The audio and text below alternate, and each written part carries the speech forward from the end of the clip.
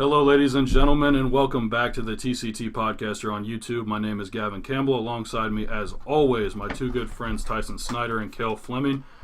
Today on the rundown, we have Central Illinois High School football scores from Week 3, as well as the University of Illinois' Game 2 of the season against Western Illinois, winning 34-14. And joining us on the show today from the Urbana Tigers defensive tackle, Julius Garrett. Julius, thank you for coming on today. Thanks. Glad to be here. All right, so getting into it, we're going to go ahead and start with Urbana versus Normal Community Week 3. Normal Community ended up winning that game 49-6.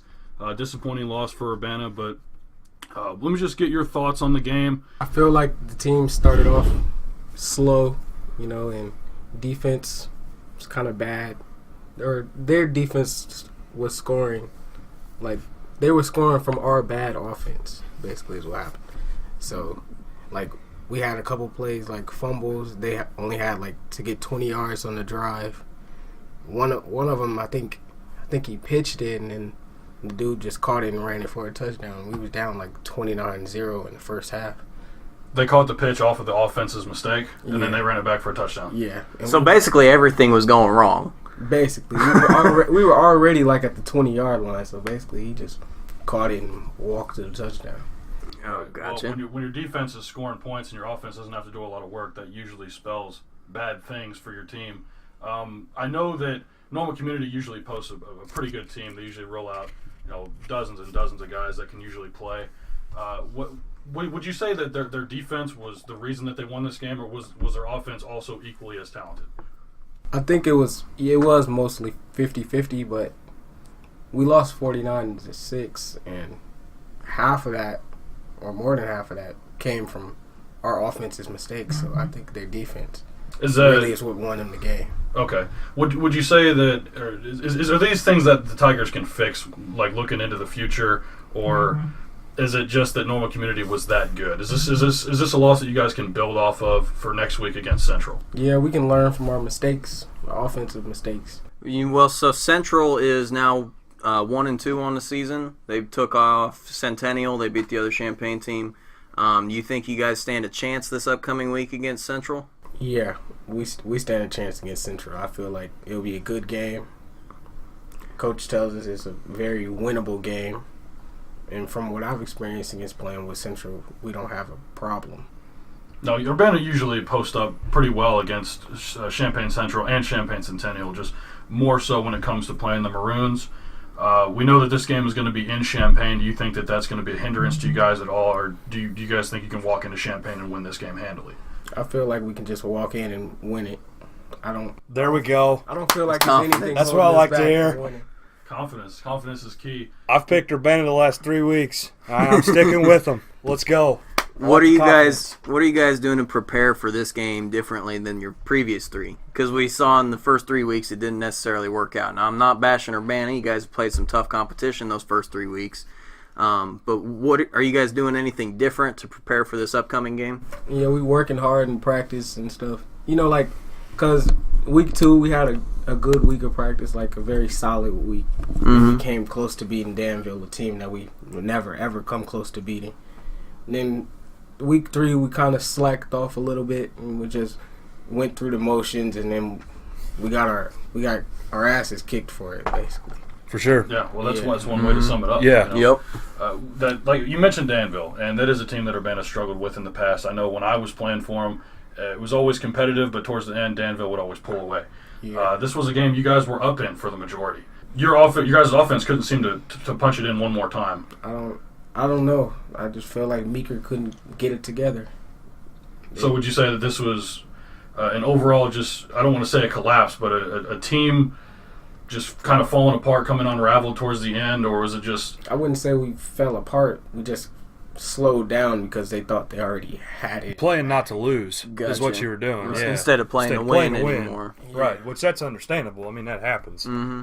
Yeah, well, and especially in high school football, so many times, and I know when I was there, we get this high from being ahead at the half, Yeah. And I'm sure that you've experienced this as well as Cale and Tyson, and you get this feeling of, wow, we're going to win this game, and then you don't know that in the opposing locker room, the coach is getting them hyped, the team captains are getting the other team hyped to come out and win this game. because there's two sides to every story. Yeah. So when you don't come out and play, then those are the results that are going to happen. But when it comes to playing Champaign, it always seems that Urbana has that little extra motivation to go out there and win. I feel like it's just because it's Champaign. There you go. That's the answer we need to hear. We don't got no love for them. We just want to beat them every time. So that's why we come out stronger against Champaign than any other team. Absolutely. And hopefully I'm definitely pulling for you guys to bring home that Wright Street Trophy. If you can take down Central and Centennial. Definitely very excited for the upcoming game on Friday this week. One more thing real quick. Sure. Julius, no disrespect, I have not picked Urbana to win each of the first 3 weeks. Or pick us this week because we're going to win. I was going to say, give me a reason. Change my mind. Why should I pick you guys over Central this week? I feel like we're gonna take the Wright Street Trophy this year because I feel like all the seniors, they tired of losing for the past 3 years. We won 3 games in 3 years. It's kind of sad. It's time to actually come back. It's time to actually work at winning some games before the last game. All right. Absolutely. So you guys are working hard this week, making sure that happens. All right. I'd like to hear that. Yeah, I might actually play a part in who I pick this week to win that game because we know that Champaign and Urbana is always on our 10-game list of what we pick every single week for high school football. But now let's get into week 3, the second game on the list here, Tyson. Oh, so our other games for the week, the first one up is Centennial against Richwoods. I took Richwoods in that competition and was wrong. The other two took Centennial. Centennial ended up winning that one 31-10. So it wasn't as close as I thought it was going to be. It wasn't even a competition, more or less. Beat them by 3 touchdowns. So Gavin Cale got that one right. Next up, we had Central against Peoria Notre Dame. Gav went with Central. Me and Cale both took Notre Dame, and Notre Dame won 48-20. So that one didn't turn out as close as we thought either. Our next game up was Normal West against Danville. We all went with Normal West on this one. Good pick. They won 42-20. It wasn't really close from start to finish. Our next game up, we all went with the Mahomet Seymour Bulldogs, and we all got let down by an extra point. 1 extra point. 21-20 was the final of that one. Super close, super good game against Mascoutah. Yeah, and we've seen this before, as we mentioned last week. Yep. One point away was the difference between Danville and Urbana, and man, you hate to be on the opposite end of that. That stings. That stings. I'm sure you guys felt that one after that loss. Yeah, 1 point. Did. Everyone did. Yeah. My senior year, we beat Bismarck Henning, who hadn't lost in 3 years. We ended up beating them by 1 point in overtime. And they were salty after that game. To say the least, I can't imagine being on the receiving end of that. That would suck. Yeah, it definitely hurts. But moving on. Next game we had was Monticello against, I don't even remember who Monticello played. St. Thomas More, that's right. That wasn't much of a game either. No, we all went Monticello. That was easy peasy. Good pick on all of us. 35-6. We knew Monticello was coming out with the big guns like usual. And then we all went PBL again against Iroquois West, the Raiders. PBL won that one 35-0 pretty handily. We had mentioned before Iroquois West was 0-2. They lost the previous week to Hoopston. That's Again, saying something. Very good. Yeah. So good pick on us there. And my surprise game of the week, the Rantoul Eagles against Olympia Delavan. Olympia ended up losing. I was wrong on that pick. The other two went with Rantoul. Surprisingly enough, Rantoul won 36-28. You stole my lone wolf pick, Cale. I want you to know that. I'll pull for Rantoul. I want to see him win some games. Let's go. That should have been mine. That should have been mine. That'll be their one for the year. Next up, we had St. Joe. I don't remember who St. Joe played either, but they won pretty handily, doubled up on them. It was 42-21. So we all got that one right again. Pretty easy pick. We can find the score here. Right, give me 1 second. They played BCC, Central Catholic. Bloomington Central Catholic. Once again, surprise, BCC usually has a pretty good team, and they got doubled up on again by St. Joe. And they now have a losing record on the season. Yes. Which is something yes. I don't think anyone could have predicted. I haven't seen that in a long time. No. And then our next game up again, Tuscola against Central A&M. This was a game that was really tough for me to decide. It wasn't as hard for the other two. They went Tuscola right away. But I was pretty unsure. Glad I went with Tuscola in the end, 55-28.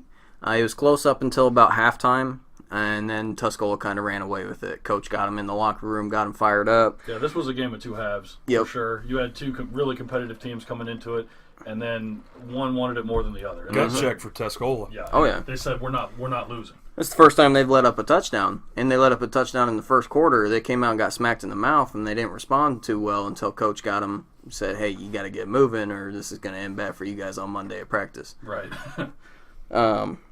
And our last game of the week, we have already talked about Normal Community against Urbana, 49-6. Cale went with Urbana. Me and Gab both got the point on that one for Normal Community. Won 49-6, which we mentioned previously.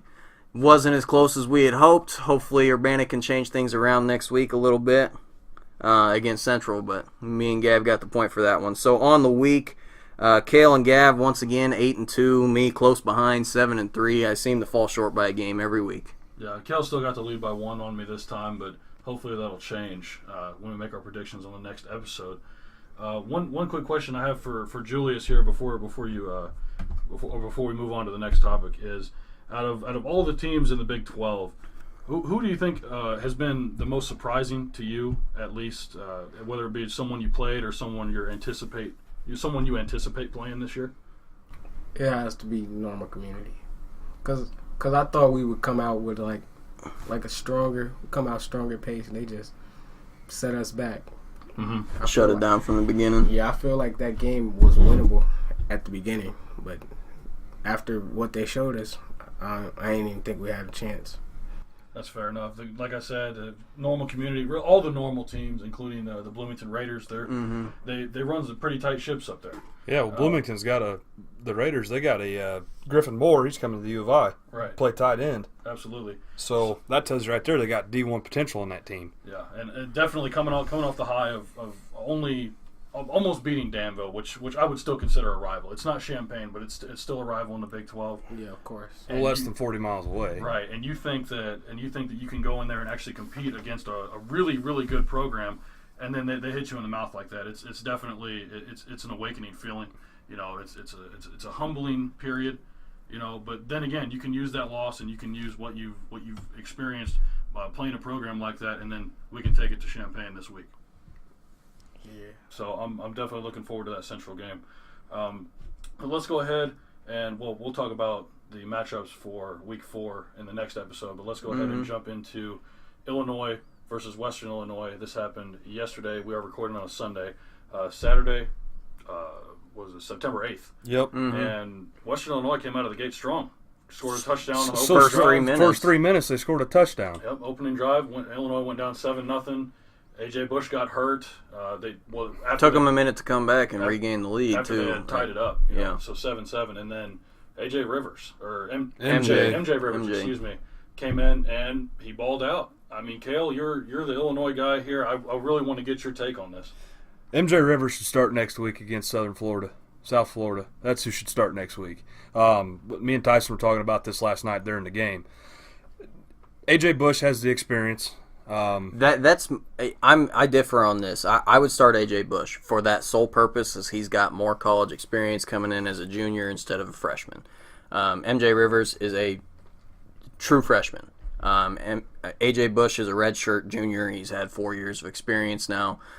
Played in several games. Started week 1 for us. That's the only reason I give him the nod, is because he's got experience in bigger games against bigger opponents. But, too, I'm going to say something else. Going off of that, whoever gets the nod next week, it doesn't really matter, because now we know we have 2 guys on this bum roster. It's a bad roster. This is the worst roster we've had in God knows how long, especially with Dudek going down for the season now. Yep. So we've got 2 quarterbacks now that we know can come in and play. A.J. Bush, obviously, he's our veteran. He's a senior. He's going to lead this team no matter what happens, obviously. But knowing that MJ Rivers is back there that can come off of the bench at any time, that's good for me because at least we have 2 quarterbacks that can play. Oh, yeah. So, but MJ Rivers last night was 9 for 16, 105 yards, 2 touchdowns. Now, he can't run near as well as Bush can, but like Tyson said, he's a true freshman, so he may not have ran that much in high school. He just may not like to. But what 9 for 16 though, Gavin? Last week we weren't that good or AJ Bush didn't have that high of a completion percentage for the sole fact that his offensive line wasn't giving him any time to throw the ball, get set up, anything. No, but I would add that AJ Bush, like Tyson said, has had more experience, and it's not like it was his fault on every single drop. No. I He agree was with hitting receivers in the hands, and they were dropping the football. Right. So I mean, with inexperienced receiver core. Yes, and with that said, I mean, like I said, MJ Rivers had an exceptional game last night, especially coming in out of the blue. You know, if you're the backup quarterback, you never know when your number is going to be called. He fit into that role phenomenally. Now, with that said, like I'm going to side with Tyson on this one. AJ Bush should start this upcoming game if he's 100%. If he's not, there's no reason why you shouldn't go to Rivers. He's a competent quarterback. Oh yeah. If he's young, that's just more experience he has for next year. I don't see why. There's not a reason for me to think if AJ Bush is not 100%, he shouldn't start against South Florida at Soldier Field. So Well, and I think we've seen that so far that the talent is better on AJ Bush because he's got that experience.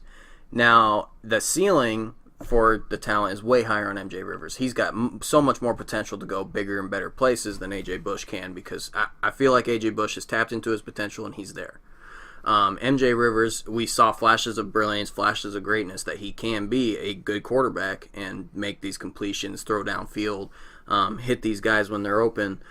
But then the other half of his passes that we saw him not complete, he missed by a lot. Overthrowing guys, you could tell he's a freshman. He wasn't setting his feet. He wasn't delivering the ball properly. He was getting antsy in the pocket, taking sacks. So you can see that inexperience and that kind of nervousness. I'm sure he wasn't expecting to be thrown in the game there at the end of the first quarter or second quarter, whatever it was. I'm sure he wasn't expecting that, and he still came in, threw 2 touchdowns, over 100 yards. He had a good game. But you can definitely see his inexperience when he was out on the field. Absolutely. If they do end up going with Rivers in this game, he might be overwhelmed just because we played South Florida in the past and we know how hard that defense likes to hit. Yep. We've had issues with quarterbacks getting injured, running backs getting injured, receivers, suffering injuries when they're not even getting thrown to. They're a very, very physical defense. I don't know if I would go with that. Even if AJ Bush is 80% healthy, he's been in situations before, not just in college. Obviously, it goes back to his high school days where he can rise to the occasion. So I don't see why we wouldn't. I would say only go to Rivers if it is your last option. But I think he's the best of a bad situation, personally. Oh yeah, I think he's really good, and I think he plays that backup role well. We saw that he came in ready to play and played well. If he has to start, he has to start. I don't think that's a bad thing. No. If he has to come off the bench, he comes off the bench. I don't think that's a bad thing either. I think either way it goes, I think both of these players are ready for that, how it's going to play out. I think they're both ready. They can both play when they need to. My concern is for next season. MJ Rivers is a true freshman. We have Isaiah Williams coming out of St. Louis for next season as well, 2019, Liddyville. The whole process, the whole movement we've got rolling here. My thing is Isaiah Williams wants to play quarterback. He wants to be a Big Ten quarterback, all right? Mm-hmm. MJ Rivers is a Big Ten quarterback, too, from what I saw last night. He's got the capability and the potential. So if we can't sell trying to sell the whole pitch of Isaiah Williams trying to become maybe a slot guy or anything, really, running back, anything at all, period, and he just wants to play quarterback, I feel like we're not going to get him. I feel like he's not going to come because what's to say that MJ Rivers next year, as he's a sophomore, is going to blow Isaiah Williams out of the water? Now, I'm not saying that's going to happen, but what are the chances? In my opinion, I feel like they're hurting a little bit with MJ Rivers sitting on the bench. You know what I'm saying? Is that far out there? No, it's not. It's not. But let me start with your first question. Is Isaiah Williams going to be in competition with these guys? I don't see why not. Why wouldn't you bring him in and say, yeah, you can compete for a starting quarterback position? Right. But if why would he want to come somewhere where he has to compete instead of where he's just handed the keys to the BMW? That's the thing. Because this is the Big Ten. That's the thing too. See, that's what I also agree with. I agree with this side and this side. It's the Big Ten. You should compete for your quarterback position, but at the same time, it's Isaiah Williams. It's probably going to be better or just as good as Juice. To answer your question, I think he knows that. He knows he's a 5-star recruit, and he knows that he has that potential. So I think I don't really think it hurts our chances because I think Isaiah Williams knows who he is. He knows what he can do. So I think he's going to come here with that chip on his shoulder, and I can do this. I know what I'm about. It's not going to be a competition because I'm going to win it outright. And that's exactly what I wanted to point out is if he thinks or he knows he is that good, come here and prove you're that good. Yep. You shouldn't go somewhere and be handed the keys just because you have a name. If you can go on the field and you can prove that you're worth what you say you are, then you should win it no problem. Now, if he's got that kind of personality, I don't know him like that. I don't know him personally. But if he does have that kind of personality, then he should have no problem. Yep. So one thing I will say, though, about this is that Marquez Beeson, obviously our 5-star safety's having a lot of sway on our recruitment for this next season. He likes to talk. We all like guys in here that can talk. Absolutely. And he can back up what he's saying. He's just like Jalen Ramsey, honestly. If you follow him on Twitter, it's real funny the stuff he says. But what he's doing is he's calling out Williams. He's saying, you can't throw anything past me. There ain't nobody out there that can beat me. So I'm feeling like, Williams wants to come here too to prove that he can beat Beeson in anything. Which, as of right now, in all these Under Armour camps that they have, these top 100 recruit camps, it ain't panning out for Williams so far. Because Beeson is just that much better. He's fast, he's strong, he's agile. But Beeson is obviously the placeholder for 2019. Well, and I also think that Beeson knows exactly what he's doing. Oh yeah, he does. He's smart. He's purposely trying to sway him in this direction. If he didn't know what he was doing, he wouldn't have given up his scholarship role to take a full scholarship to run track, and then walk on to a football team. He wouldn't do that if he didn't know what he was doing. And two, that's also going to free up another scholarship for us next season. I don't know how we got on 2019 all of a sudden, but we need to prepare for next week before we think about 2019. Well, we're talking about MJ Rivers. MJ Rivers has potential for the future because we see where his ceiling could be. Right. And if he is here for a while, there's no reason why we shouldn't talk about 19, 20, 21. If he's going to be here for the future, we might as well mention it. Yeah. As long as he doesn't want to transfer out of here like a lot of athletes do. I'm just excited for next year. I just want this year to be over with. Honestly, I wouldn't put it in the coffin that quickly. We did start off 2-0. Now, I understand against Kent State and Western Illinois, where people could go with this. With. Now, struggled early the first 3 minutes against Western. Yeah, both. Maybe you could even consider the first half we struggled. We still went up in the first half, 17-7. I would say both of the first quarters and the second quarter of game one have been abysmal. But the other 5 quarters, we played very well. And the defense has looked better, especially in the second half. Yes. They were able to get 2 interceptions on Western Illinois last night, which was, after watching against Kent State, I didn't think we could even get a turnover. Well, and the defense didn't even look bad in the first half. They looked awful in the first 3 minutes. But after that, it was shut down. Then Western couldn't move the ball. Right. Now they ended the game with almost 300 yards passing. Because our secondary is bad. But they had 30 yards on the ground or something. We have a young secondary. Yeah, no, I've not said anything bad about our front four. Right. Our guys are great. They do their jobs. They plug the holes. They get to the quarterback. What we struggle with is mobile quarterback, and we saw that with Barrett. A guy that can move in the pocket, Lovey needs to address that issue. But Cale already said it. The secondary of Illinois, it's by far the worst in the Big Ten.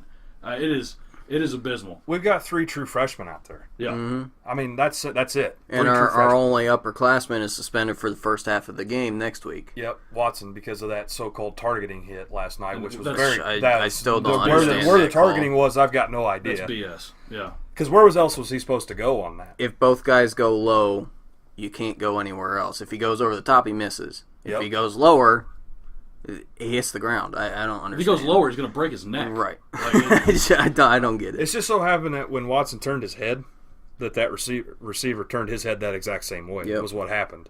It was just a bad luck of the draw. And the officials should have caught that. Not only that, it's football. You can't tackle anybody on defense anymore. You can't even tackle anybody in high school because it's all a wrong tackle. Well, this is the thing is every single targeting call in the NCAA is reviewable. And when they did that, like you said, they should have seen it and reversed the call. They did. They reviewed it. They and they still called confirmed it. it. Exactly. Yeah. They didn't reverse the call, which I think is a big issue. And if the officials are not going to get this right, the umps are not going to get this right, they've either got to do away with it or tell them, this is the call. Set it in stone and make sure they get the call right. I don't know. That's just bad. Let me start over. It's bad the fact that, yes, Tyson, our only upperclassman is going to spend the first half on the bench next week. Mm-hmm. So I don't know. That's just brutal, especially against South Florida. So, yeah. Well, it's at Soldier Field too. That's an experience in itself. Neutral location, yeah. And you're playing in an NFL stadium. Exactly. That holds 73,000 people. So I don't know. Next week, what do you guys think? It's an extra hour on the flight for South Florida. Instead of coming to Champaign, they got us fly to Chicago. It's a lot bigger stadium. There's going to be a lot more people there. Hopefully a lot more Illini fans there. I think it's got potential for upset material, but if Lovey doesn't address how slow they have come out in the first 2 weeks, first half of the first game, first quarter and a half of the second game, if we come out like that on South Florida, we're going to find ourselves down 28-0 in a hurry instead of 7-0. I couldn't have said it better myself. Yeah, we have to address that slow start. If we can do that, we've got a good chance. If not, it's game over. If in the first quarter we go down to like 17-3 or like 28-7, in the first half, we don't stand a chance. Nope. We're not going to come back. Even if we're able to score 14 points, if we give up 28-35, you can't win football games like that. So, if like Tyson said, if they can come out and address that issue and they can punch them in the mouth first, even if Illinois can just score in an opening drive, yeah, instead of going 3 and out, we would be in great shape. Our first drive last night, we were 3 and out. Mm-hmm. Same thing happened in week 1. We got to stop doing that. Yeah. Lovey needs to be more aggressive. Yeah, Lovey needs to be more aggressive. Move the ball. I'm tired of these shotgun, draw up the middle, running through the 2-hole every single time, being patient, trying to let it set up. Why not just what I would like to see is Lovey Smith come out and throw a 40-yard bomb on the very first play of the game. Just throw it up to Smalling. I agree with Smalling's the only one that can catch it. Right. He's the only one that's got the hands or the athletic ability to go down and get it. Honestly. Right. But I'm saying the way they've been playing, if people just come out like that, it would be unexpected, and it would show South Florida that Illinois is not messing around, and they're trying to go 3-0. That's what I would like to see. Be more aggressive. Do more things like you did in Chicago. That's what I want to see. I understand you're not working with NFL talent here, but you can still bring some of the NFL capability. You're a Super Bowl coach. Yeah. You've made it there before. You're an NFC Championship head coach. Just do it. I don't understand it. Well, this has been a very short episode, but things have come up. We're staying busy. College students here, so we hope you guys still enjoyed today's episode. Julius, I want to thank you again for coming on and giving your input on Urbana and their season. Thanks, man. Yeah, and good luck to you next Friday. We really appreciate it. No problem. What we want to do though is we're going to put this episode up today. If you're listening to it, it's Sunday. It's going to be off because of what we've been dealing with here, but we will stick to our normal schedule. Episode releasing Friday, and then we'll be back to normal. So just a little bit of a clarification there. But with that said, like I said, we really hope you guys enjoyed today's episode. Central Illinois football is starting to heat up. High school football, that is. Illinois, been shaky the past 2 games or so. Like we said before, South Florida is going to be the game that decides their season. That's it. And that's what we've been saying. And it's definitely going to come down to that. But with that said, make sure if you like what you heard, leave us a comment down below. Leave us a rating. Go ahead, and if you liked it a lot, make sure you hit that red subscribe button and also hit that bell icon to the right of it. Turn on notifications so you don't miss a beat. Don't forget to follow us on our social media at @sports_twin on Twitter. And with that said, my name was Gavin Campbell. That was Tyson Snyder, Cale Fleming. We will see you guys next time. Peace. Based upon the view, you can't have too much trouble, so why can't we do it? Everybody's doing it. Let's ride the fireworks, stand back and enjoy it. Oh.